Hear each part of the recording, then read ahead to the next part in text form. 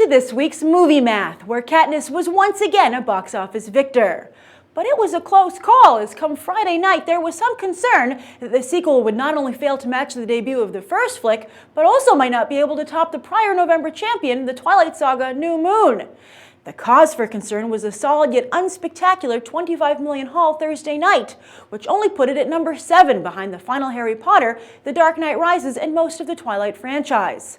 That might seem like splitting hairs. Hey, number 7 of all time is pretty good, right? Wrong. In today's ultra-competitive box office arena, blockbusters, particularly when they are part of a franchise, are not just expected but required to break records in order to be considered a success. If Catching Fire had not been able to claim multiple number 1 spots despite still raking in the cash, the industry and mainstream media headlines would surely herald that Lionsgate's newbie franchise was already on the decline.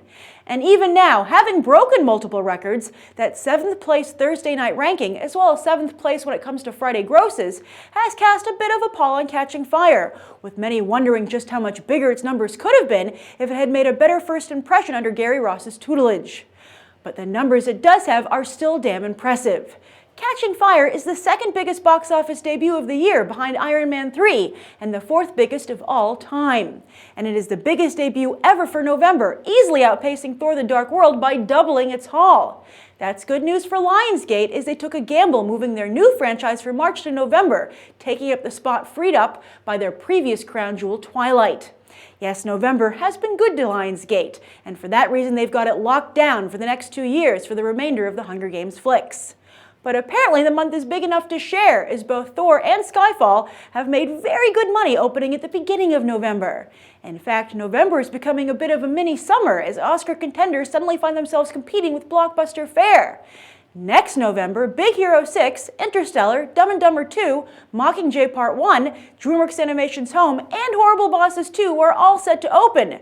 In comparison, this year we saw just 4 potential blockbusters: Ender's Game, Thor The Dark World, Catching Fire, and Frozen, and we know at least one of them didn't make it.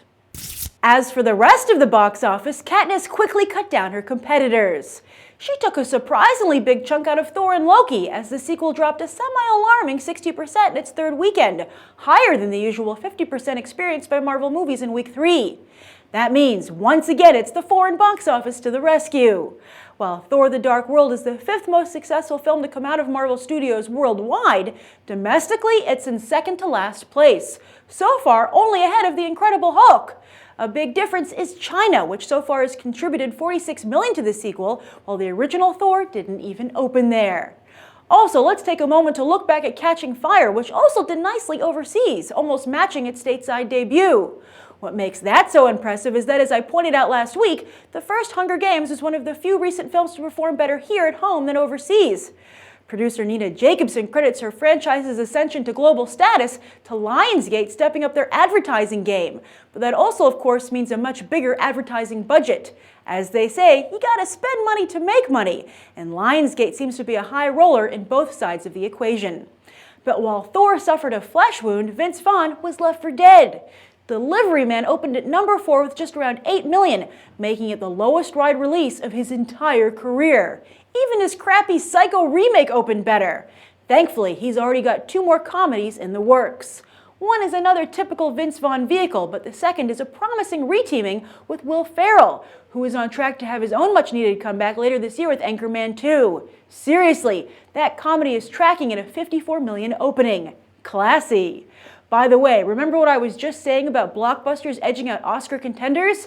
Well, look, there's 12 Years a Slave and Dallas Buyers Club way at the bottom, slumming it behind movies like Free Birds, Las Vegas, and Jackass Presents Bad Grandpa. As for this coming weekend, Thanksgiving raises the stakes and number of players. While Frozen is expected to easily freeze out wide-release competitors Black Nativity and Homefront, Oldboy, Philomena, and The Book Thief are all getting big enough releases or expansions that they should all be able to make it into the top 10. Who will get kicked out to make way for 6 new movies? Methinks 12 Years and Dallas Buyers will be the first to go. And that's the weekend box office. I'm Grace Randolph, and we just did some movie math. As always, thanks for watching, and I hope we'll go beyond the trailer for these other top movies.